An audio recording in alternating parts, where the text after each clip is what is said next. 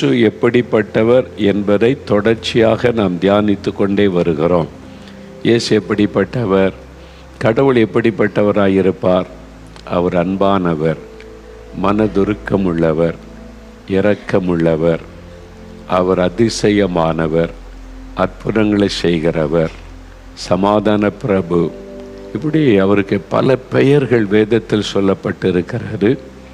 அவருடைய பெயர்கள் ஒவ்வொன்றும் அவருடைய வல்லமை, அவருடைய அற்புதங்களை வெளிப்படுத்துகிறது.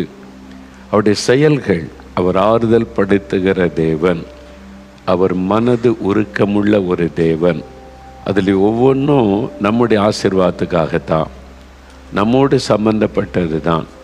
இன்றைக்கு கூட இந்த லூக்கா 19ஆம் அதிகாரத்தில் 3ஆம் வசனத்தில் வேதத்தில் சொல்லப்பட்டிருக்கிறது.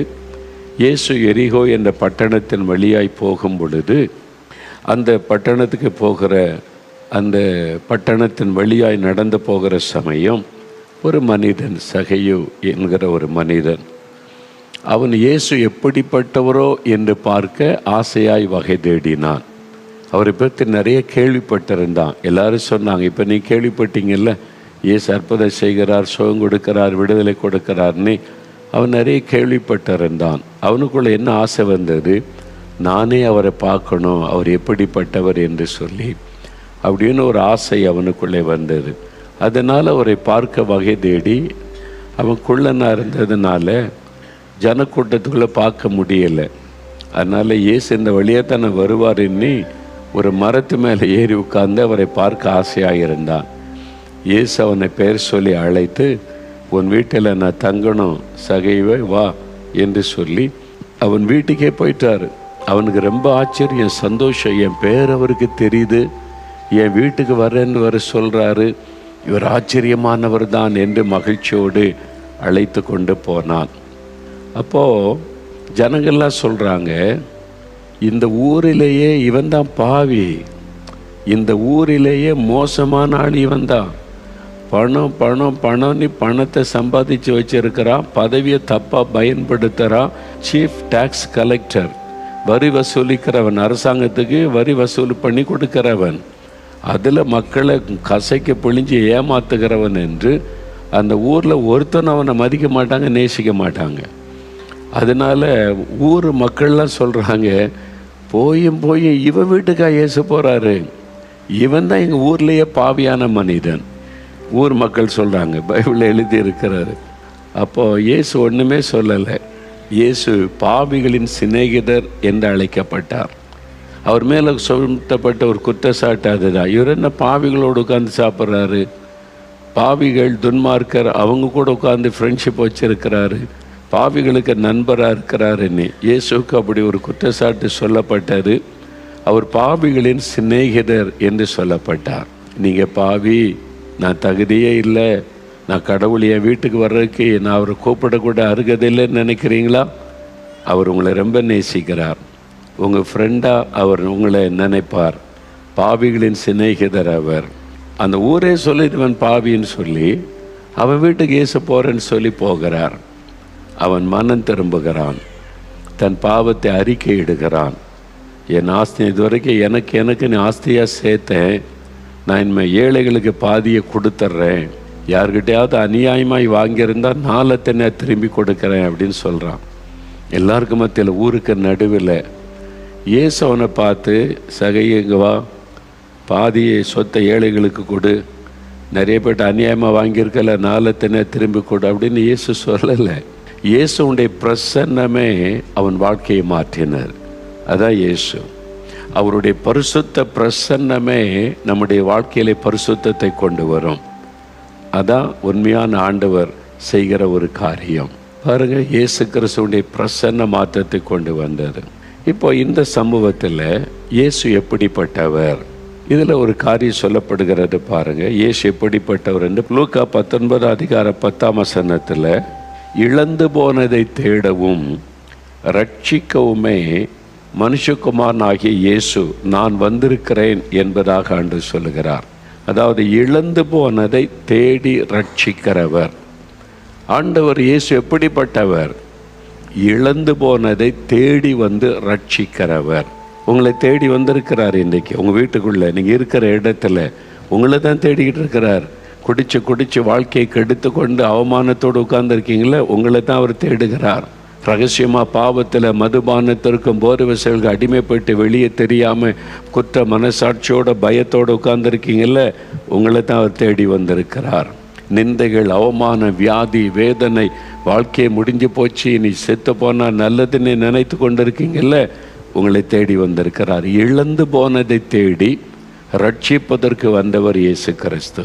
அவர் இந்த உலகத்தில் கடவுள் ஒருவர் சேரக்கூடாத ஒளியில் வாசம் பண்ணுகிறவர், மனிதரில் ஒருவரும் கண்டிராதவர், காணக்கூடாதவர் என்று 1 தீமோத்தேயு 6:14 பைபிளில் ஆண்டவரை பற்றி எழுதியிருக்கிறாரு. அவ்வளோ பெரிய தேவன், அவரை யாரும் மனுஷன் தன்னுடைய மாம்ச கண்ணால் பார்க்க முடியாது. அவ்வளவு பிரகாசமான வெளிச்சம், ஆவியாயிருக்கிறவர். அப்போ மனிதனுக்கு தன்னை வெளிப்படுத்த வேண்டுமானால் நம்மை போல சாதாரண மனிதனாக வந்தாதான் மனிதர்கள் அவரை நெருங்க முடியும். அதுக்காகத்தான் தன் மகிமையை துறந்து ஏழ்மை கோலம் எடுத்து இந்த உலகத்தில் சாதாரண மனிதனாக வந்தார் என்று அவரை குறித்த வேதத்தில் சொல்லப்பட்டிருக்கிறார். ஏன் அவர் இந்த உலகத்தில் வந்தார்? பல காரியங்கள் அவரை குறித்து நீங்கள் வாசிக்க முடியும். 1 தீமோத்தேயு 1:15 வாசித்தால், பாவிகளை ரட்சிக்க கிறிஸ்து இயேசு உலகத்தில் வந்தார், பாவிகளை ரட்சிக்க அப்படின்னு ஒரு வசனம் சொல்லுகிறாரு. 1 யோவான் 3:8 பைபிளில் சொல்லி இருக்கிறது, பிசாசின் கிரியைகளை அழிக்கும்படி இயேசு வெளிப்பட்டார். அவனுடைய கிரியைகளை அழிச்சதுனால தான் பார்த்தீங்களா பிசாசு பிடியிலிருந்து விடுதலை கொடுக்கிறார்ல. அவர் வந்து அவனுடைய கிரியைகளை அழித்தார் என்பதாக வேதத்திலே பார்க்கிறோம். மத்தேயு 20:28 சொல்லுகிறார், நான் ஜனங்களை மீட்கும்படி என் உயிரை கொடுக்க வந்தேன், என் ஜீவனை கொடுக்க வந்தேன். மரிப்பதற்காகவே பிறந்தவர் இயேசு. அவர் பிறக்கிறதுக்கு முன்னால 600 வருஷத்துக்கு முன்னாலேயே கடவுள் மனிதனாய் வருவார், அவர் கன்னியின் வயிற்றிலே பிறப்பார், அவர் பாடுபட்டு நமக்காக ரத்தம் சிந்தி மரிப்பார் என்று பைபிளில் சொல்லப்பட்டிருக்கிறது, தீர்க்க தரிசனமாக முன்கூட்டியே. அப்போ மரிப்பதற்காகவே பிறந்தவர் இயேசு. எதுக்கு கடவுள் வந்து மரிக்கணும்? அதுதான் நீங்கள் கவனமாக கேளுங்க, உங்களுக்கு நான் சொல்லுகிறேன். அப்போ அதுக்கு தான் இயேசு கிறிஸ்து இந்த உலகத்தில் வந்தார்.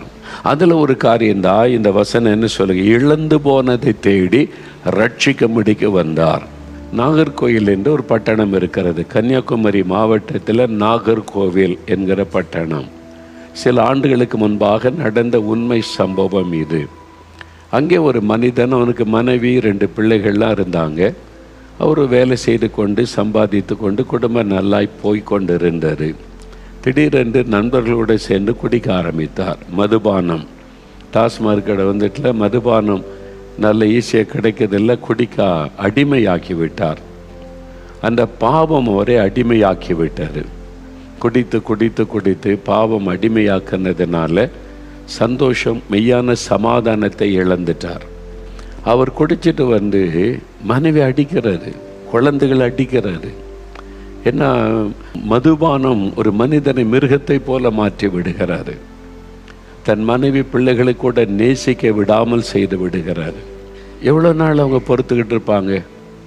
அடி வாங்கி கொண்டு, சின்ன பிள்ளைகளும் பயந்து கொண்டு, எதுக்கு இந்த அப்பாண்டி பிள்ளைகள் கேட்கக்கூடிய அளவுக்கு அவர் நடந்து கொள்ளுகிறார். சம்பாதிக்கிற பணத்தை வீட்டுக்கு கொண்டு வருவதில்லை, குடிச்சு மதுபான போதையில் வர்றது, பணமும் கொடுக்கறதில்லை, அடியும் மனைவி பிள்ளைகளை அடிப்பது. அந்த பிள்ளைகள் எப்படி தாங்குவாங்க யோசிங்க. பொறுத்து பொறுத்து பார்த்தாங்க, சமாளிச்செல்லாம் பார்த்தாங்க, அதுக்கு மேலே சமாளிக்க முடியலை. அதனால் அடியும் தாங்க முடியலை, சாப்பாட்டுக்கும் வழி இல்லை. அதனால் அந்த மனைவி இவரோடு வாழ முடியாதுன்னு சொல்லி தன் பிள்ளைகளோடு தாய் வீட்டுக்கு போயிட்டாங்க, அவங்க அப்பா அம்மா வீட்டுக்கு போயிட்டாங்க. அங்காவது என் பிள்ளைகள் சாப்பிடட்டும், இவருக்கு சாப்பாடு கூட கொடுக்கறது இல்லையேன்னு சொல்லி. இப்போது அவர் தன்னுடைய குடும்பத்தை இழந்து விட்டார், தன்னுடைய மனைவி பிள்ளைகளை இழந்துட்டார், தனியாக இருக்கிறார்.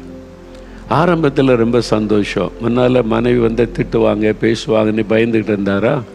இப்போ யாரும் கண்ட்ரோல் கிடையாது, இஷ்டப்படி குடிக்கலாம், இஷ்டப்படி வரலாம் போகலாம். கொஞ்ச நாள் அது நல்லா தெரிஞ்சது அவருக்கு. அதனால் குடிச்சிட்டு வர்றது, எல்லாம் சம்பாதிக்கிற பணத்தெல்லாம் அதில் செலவு பண்ணிட்டு வர்றது, இப்போ யாரும் கேட்குறக்கு இல்லையா? இது கொஞ்ச நாள் அப்படி இருந்தது, அவ்வளோதான். இப்போ வேலைக்கு ஒழுங்காக போகிறதில்லை.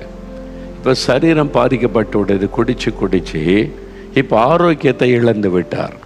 அவருடைய சரீர ஆரோக்கியம் போய்விட்டார். இப்போ வேலை செய்ய முடியல. குடிச்ச போதையில் இருந்து வேலைக்கு ஒழுங்காக செய்ய போகலை. அவங்க பார்த்தாங்க, நீ லாய்க்கு இல்லை வேலைக்கு, அதனால் வேலையை விட்டு ஒன்று நிறுத்திடுறோன்னு வேலை போய்விட்டார். வேலையை இழந்து விட்டார். பாருங்கள், ஒன்றுன்னா இழந்து. பாவம் ஒரு மனிதனுக்குள்ளே இழப்பை கொண்டு வரும்.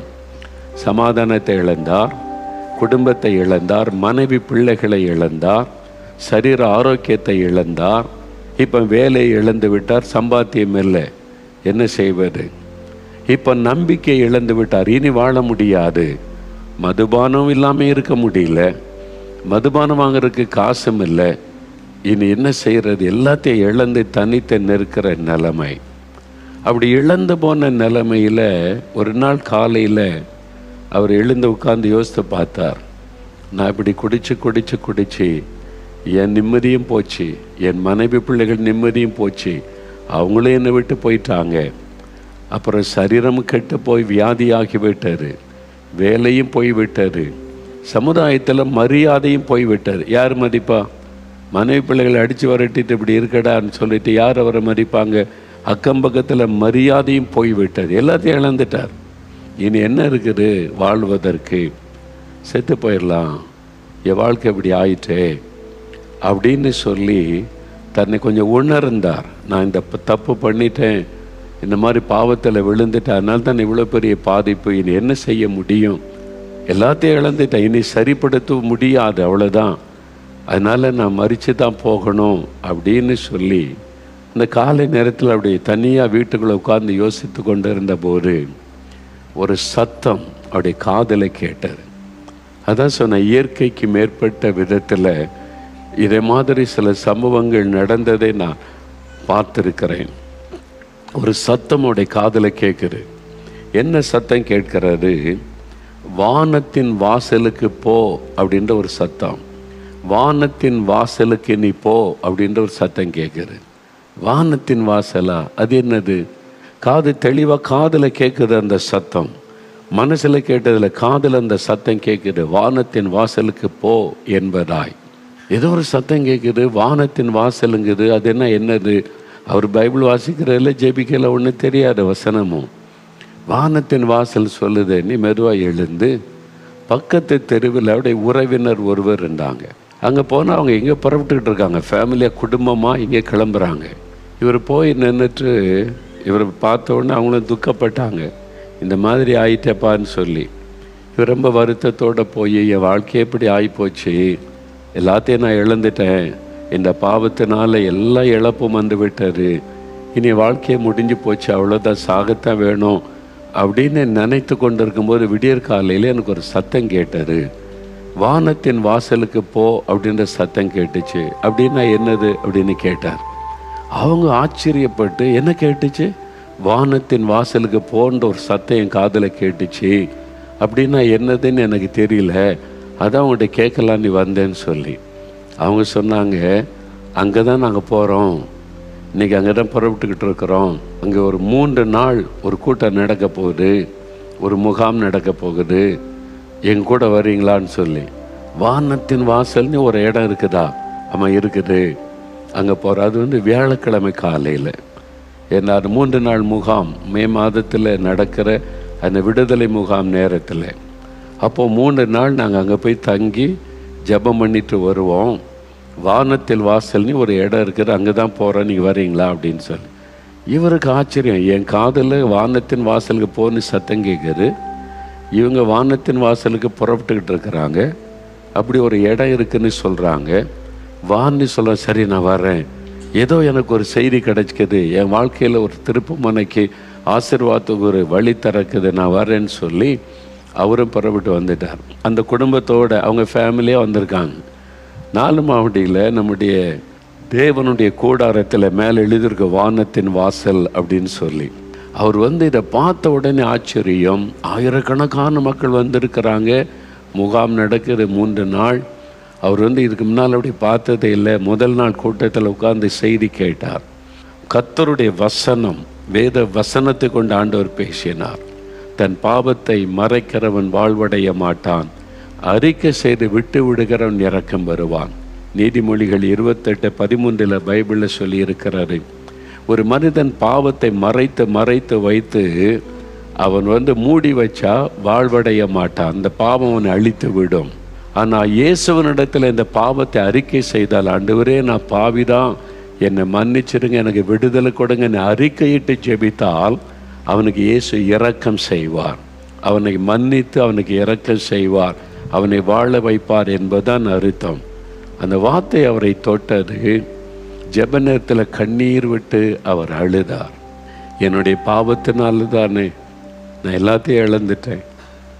ஆண்டவரே, என்ன மதுபான பாவத்துக்கு இடம் கொடுத்து என் சந்தோஷத்தை சமாதானத்தை இழந்தேன், என் மனைவி பிள்ளைகளை இழந்துட்டேன், என் வாழ்க்கையை நான் இழந்துட்டேன், என்னை மன்னிங்கன்னு சொல்லி பாவத்தை விட்டு மனம் திரும்பினார். தன் பாவத்தை உணர்ந்து ஆண்டவரிடத்தில் அறிக்கையிட்டு அழுதை செபித்தார். முதல் நாள் அவர் செபிக்கும் போது இயேசுடைய கரம் அவரை தொட்டது. அவருக்குள்ள அந்த பாவத்தின் பாரம் விலகினது. பாவத்தின் பாரம் அவரை அழித்து கொண்ட அந்த பாவத்தின் பாரம் விலகி ஒரு சந்தோஷம், ரட்சிப்பின் சந்தோஷம். அதுக்கு பேர் தான் பாவ மன்னிப்பின் சந்தோஷம், ரட்சண்ய சந்தோஷம்னு பைபிளில் சொல்லி இருக்கிறது. அதுதான் மெய்யான சமாதானம். அந்த பாவ மன்னிப்பின் சமாதானம் இயேசு தருவதை நீங்கள் பெற்றுக்கொண்டாதான் அதுதான் உலகம் தர முடியாத, எடுக்க முடியாத மெய்யான சமாதானம். அந்த சமாதானம் உள்ளத்தில் வந்துட்டு அவருக்குள்ள தெரிந்தது, என் வாழ்க்கை மாறிவிட்டது. முதல் நாள் ஒரு அற்புதம் நடக்கிறது, அவருடைய லைஃப் சேஞ்ச் ஆகுது. அவர் இழந்து போன சமாதானத்தை ஆண்டவர் திரும்ப கொடுக்கிறார். பாவ மன்னிப்பை கொடுத்து அந்த ரட்சிப்பின் சந்தோஷத்தை கொடுத்து இழந்து போன அந்த சமாதானத்தை திரும்ப பெற்றுக்கொள்கிறார். இப்போ பெரிய சந்தோஷம் அவருக்கு. நான் என் பாவத்தெல்லாம் ஆண்டவர் மன்னிச்சிட்டாரு, இனிமேல் நான் குடியில் அந்த சிந்தெல்லாம் போயிட்டு முதலாவது பெரிய ஒரு சந்தோஷம் வருகிறது. ரெண்டாவது நாள் கூட்டத்தில் முகாம் காலையிலேருந்து மாலை இரவு வரைக்கும் நடக்கும். இப்போ ரெண்டாவது நாள் முகாமில் அவர் அமர்ந்திருக்கும் போது அவருடைய சரீர வியாதியினாலே பாதிக்கப்பட்டிருந்தார். இந்த குடிச்சு பாவத்தினால சரீரத்தில் ஒரு வியாதி உண்டாகி பாதிப்பு உண்டாயிருந்தார். இப்போ ஆண்டவர்கிட்ட ஜெபித்தார், என் பாவத்தை மன்னிச்சிங்கல்ல, என்னுடைய சரீரத்தில் இருக்கிற வியாதியை மாற்றுங்க, எனக்கு திரும்ப இழந்து போன ஆரோக்கியத்தை திரும்ப எனக்கு தாங்க ஆண்டவரே. அவர் ஜெபிக்கிறார். அந்த நாள் கூட்டத்தில் ஜெபிக்கிறார். நாங்கள் அந்த சமயத்தில் எண்ணெய் பூசி ஜனங்களுடைய சுகத்துக்காக ஜெபிக்கிறது உண்டு. அந்த ரெண்டாவது நாளில் அது மாதிரி விசேஷமாக வியாதியஸ்தருடைய சுகத்துக்காக ஜெபிக்கும்போது ஆண்டவருடைய கரம் அவரை தொட்டார். 2000 ஆண்டுகளுக்கு முன்பாக இயேசு மனதுருகி வியாதியஸ்தரை தொட்டு சுகமாக்கின இயேசு இன்றைக்கும் அதே மனதுருக்கத்தோடு ஜனங்களை தொட்டு குணமாக்குகிறார். அவருடைய கையில் அப்படி என்னங்க இருக்குது விசேஷம்னு சொன்னீங்கன்னா, 1 பேதுரு 2:24 வேதத்தில் எழுதி இருக்கிறது, அவருடைய கரத்தில் ஆணி பாய்ந்த தழும்புகள் இருக்கிறது, அவருடைய தழும்புகளால் சுகமாகிறோம். அந்த தழும்புள்ள கரம் தொட்ட உடனே வியாதி நம்மை விட்டு விலகிவிடும். அவர் சிலுவையில் நம்முடைய நோய்களை சுமந்திருக்கிறார். 1 பேதுரு 2:24 சொல்லுகிறாரு, நம்முடைய பாவத்தை மன்னிக்க அவர் சிலுவையிலே பாவங்களை சுமந்தார். மத்தேயு 8:17 பைபிள் வேதத்தில் சொல்லி இருக்கிறது, அவர் நம்முடைய நோய்களையும் பலவீனங்களையும் சிலுவையிலே சுமந்தார், நமக்காக காயங்களை ஏற்றுக்கொண்டார். ஆணி அடிக்கப்பட்ட கையில் அந்த ஆணி அடிக்கப்பட்ட தழும்புகள் இப்பவும் இயேசுவின் கையில் இருக்கிறது. அவருடைய தழும்புகளால் குணமாகிறோம் என்று வசனம் சொல்லுகிறாரு. அப்போ ஏன் அவர் காயப்பட்ட தழும்புகளை ஏற்றுக்கொண்டார்? நம்மை சுகமாக்குவதற்கு. அதில் ஒரு வல்லமை உண்டு. அதனால் தான் இயேசுவே தொடும், இயேசுவே குணமாக்கும் என்று செபிக்கிறோம். அவருடைய தொடுதலை பலர் உணர்கிறார்கள். நான் மரணப்படுக்கையில் கிடந்தபோது இயேசுடைய கரம் என்னை தொட்டதை உணர்ந்தேன். உடனே என்னுடைய மரணக்கட்டு மாறி நான் சுகம் பெற்று விட்டேன். அவருடைய தழும்புகள் அந்த வல்லமை இருக்கிறது. அந்த சகோதரனை ஆண்டவர் தொட்டார், வியாதி போய்விட்டது, மறைந்து விட்ட சரீரத்தில் இழந்து போன ஆரோக்கியத்தை திரும்ப பெற்றுக்கொண்டார். இப்போ இன்னும் பெரிய சந்தோஷம். பாவம் மன்னிக்கப்பட்டு உள்ளத்தில் ஒரு பெரிய சமாதானம். சரீரத்தில் இந்த வியாதி போய்விட்டது, இப்போ நல்ல ஆரோக்கியம், பெரிய சந்தோஷம். அதுதான் இயேசு. ரெண்டாவது நாளில் ரெண்டாவது அற்புதம் நடைபெற்றது. இப்போ மூன்றாவது நாள் கடைசி நாள், விடுதலை பெருவிழா 3வது நாள் கடைசி நாள். அதை முடிச்சுட்டு ஈவினிங்கில் வீட்டுக்கு போகணும். இப்போ அவர் ஜெபிக்கிறார், ஆண்டவரே என் பாவத்தை மன்னிச்சு எனக்கு சமாதானத்தை நீங்கள் தந்துட்டீங்க, ஸ்தோத்திரம். நான் இழந்து போன சந்தோஷத்தை தந்துட்டீங்க, ஸ்தோத்திரம். நான் இழந்து போன என்னுடைய சரீர சுகத்தை தந்துட்டீங்க, ஸ்தோத்திரம். நான் இழந்து போன வேலை எனக்கு வேணும். நான் வேலை செய்தால் தான் என்னை சாப்பிட முடியும். அதனால் எனக்கு வேலை நீர் கிடைக்க பண்ணணும். ஜெபம் பண்ணுறார். நான் இழந்து போன குடும்பம் எனக்கு வேணும். என் மனைவி பிள்ளைகள் எனக்கு வேணும்.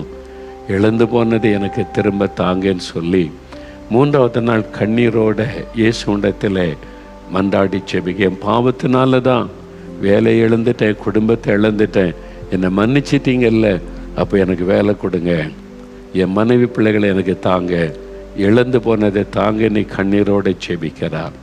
அவருக்குள்ள ஒரு பெரிய விசுவாசம். என் ஜெபத்தை ஆண்டவர் கேட்டு விட்டார் என்று சொல்லி அவர் இங்கிருந்து மாலையில் புறப்பட்ட நாகர்கோயிலுக்கு போகிறாங்க. இவர் போய் வீடுக்கு சேர்றதுக்குள்ள அவருடைய மனைவி பிள்ளைகள் திரும்பி வந்துட்டாங்க. இவர் போய் வீட்டு வாசலுக்கு போனால் அங்கே வாசலில் உட்கார்ந்துருக்கிறாங்க. ஆண்டவர் இழந்து போன குடும்ப உறவை திரும்ப கொடுத்தார், மனைவி பிள்ளைகளை கொடுத்தார், இழந்து போன வேலையை திரும்ப கொடுத்தார். இப்போ வேலை செய்து சம்பாதித்து தன் மனைவி பிள்ளைகளோட மகிழ்ச்சியோடு ஆண்டவர் வாழ செய்தார். அதுதான் இயேசு. அதுக்கு தான் அவர் வந்தார். அதுக்கு தான் இயேசு இந்த உலகத்தில் மனிதனாய் வந்து சிலுவையில் தன்னுடைய இரத்தத்தை சிந்தி மரிக்க தன்னை பலியாய் கொடுத்தார் உங்களுக்காக. உங்கள் வாழ்க்கையில் இன்றைக்கி இழந்து போன நிலைமையில் இருக்கிறீங்க.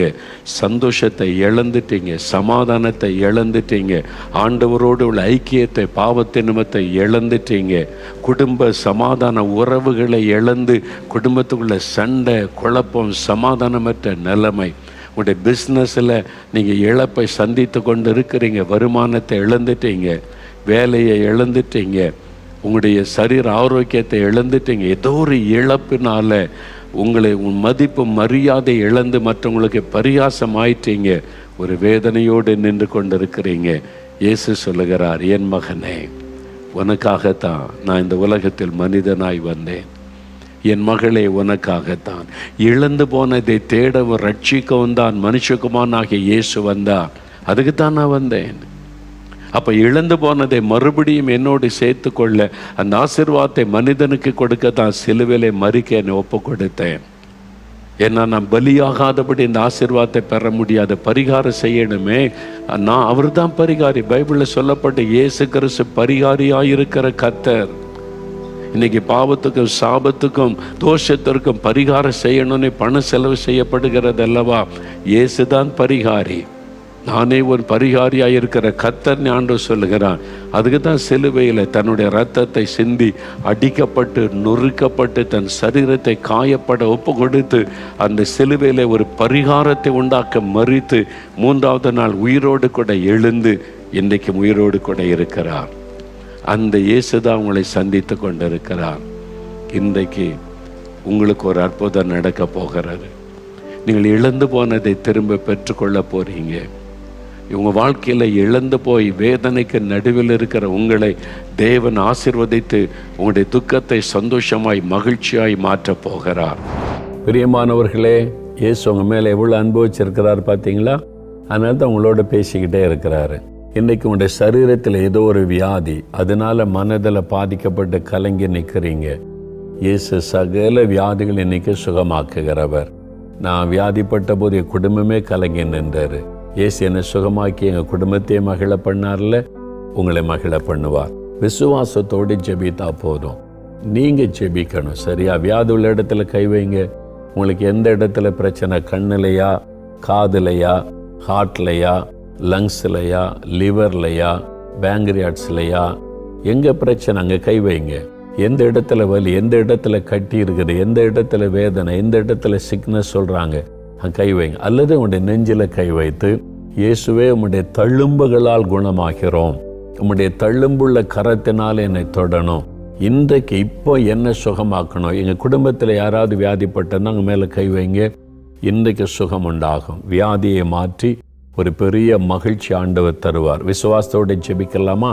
உங்கள் கூட சேர்ந்த நானும் ஜெபிக்கிறேன். தகப்பனே, அருமையான இந்த பிள்ளைகள் உம்முடைய வல்லமையை விசுவாசித்து ஜெபிக்கிறாங்க.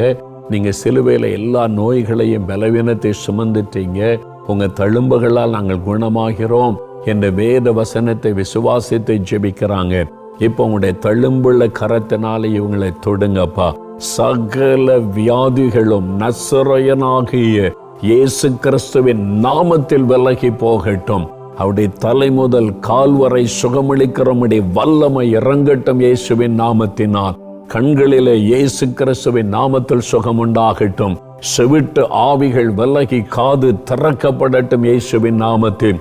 இருதயத்திலே சுகம் உண்டாகட்டும், லங்ஸிலே சுகம் உண்டாகட்டும், அவருடைய லிவர்ல சுகம் உண்டாகட்டும், பேங்க்ரியாட்ஸ்ல சுகம் உண்டாகட்டும், அவருடைய சிறுநீரகத்தில் வல்லமை இறங்கட்டும், கர்ப்ப பைக்குள்ள இறங்கட்டும், ஜீரண உறுப்பை தொடும், கால்கள், கைகள், எலும்புகள், நரம்புகள், இரத்தத்துக்குள்ள சுகமளிக்கிற வல்லமை இறங்கட்டும் இயேசுவின் நாமத்தினால். இயேசு கிறிஸ்துவின் நாமத்தில் அற்புத சுகம் வரட்டும். இன்றைக்கூட இந்த வியாதிகள் மறையட்டும். இந்த நிமிஷம் விடுதலை சுகத்தை கர்த்தர் கொடுத்தருளும். உம்முடைய தழும்புகளால் குணமாக்கி விட்டீர். அதற்காய் ஸ்தோத்திரம், ஸ்தோத்திரம். இயேசு கிறிஸ்துவின் நாமத்தில் சுகம் கொடுத்த தேவனுக்கு ஸ்தோத்திரம். இயேசுவின் நாமத்தில் ஆமேன், ஆமேன்.